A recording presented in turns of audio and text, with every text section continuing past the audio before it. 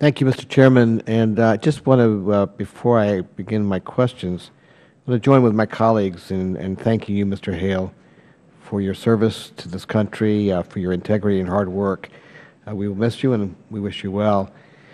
Mr. Secretary and Mr. Chairman, I really appreciate the challenges that you faced in developing a budget under the sequestration requirements. I think we all understand that that's almost an impossible task.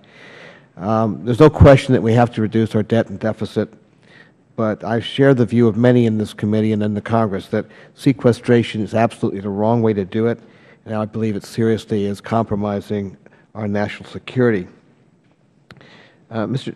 Chairman Dempsey, let me pose my first question to you, but I'll preface it by talking a little bit about my district and the men and women of the Air Force and the Army who serve our country there.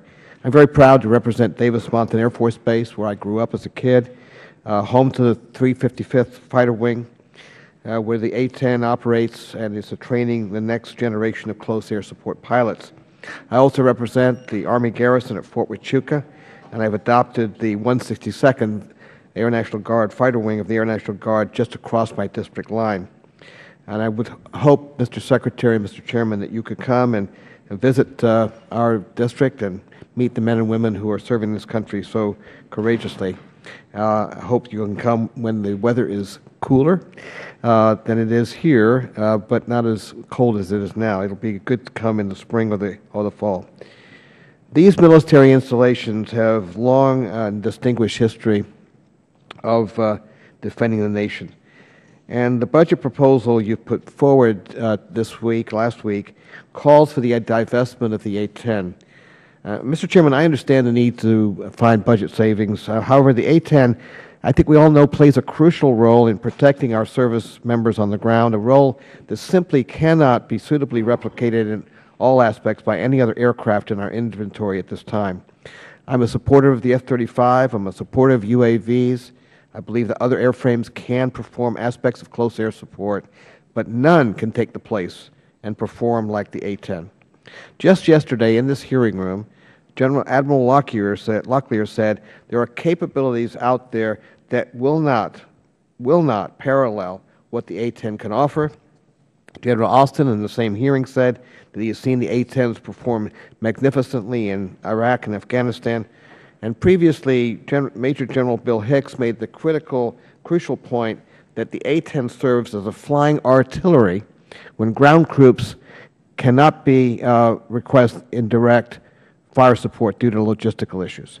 And just 7 months ago, in this hearing room as well, General Welsh told me, quote, until the Air Force has sufficient numbers of F-35s, the Air Force intends to keep the A-10 viable and combat ready.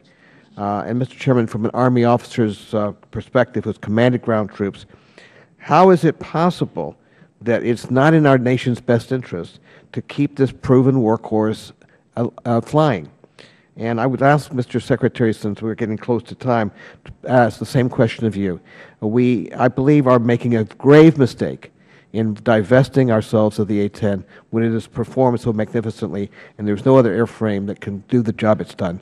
Mr. Chairman Dempsey and Mr. Secretary. Yeah, and I'll make this brief, Congressman. The A-10 is a wonderful system, but it's also an old system, and it's also vulnerable in a high-intensity environment in a way that it's not vulnerable today in Iraq and Afghanistan. The Air Force has other platforms that can produce that flying artillery you described. So does the Army, called the Apache helicopter. It's a prudent budget decision made in the face of significant cuts. If we had the money we thought we'd have, in 2010, we probably wouldn't be having this conversation. But we're having this conversation. Congressman, the only thing I would add is this was a recommendation that the Air Force made to me. General Welch, he's a former A-10 pilot. It's not a matter of was it a platform that wasn't everything you said it was, but General Dempsey just laid out the realities of a 40-year platform when we're looking down the road at the kind of requirements we're going to need in the future with the restraints we have. Let me just add, I've got 4 seconds.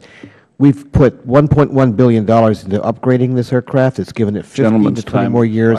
We need to keep it flying. Gentleman's Thank you, time Mr. Chairman. expired. Mr.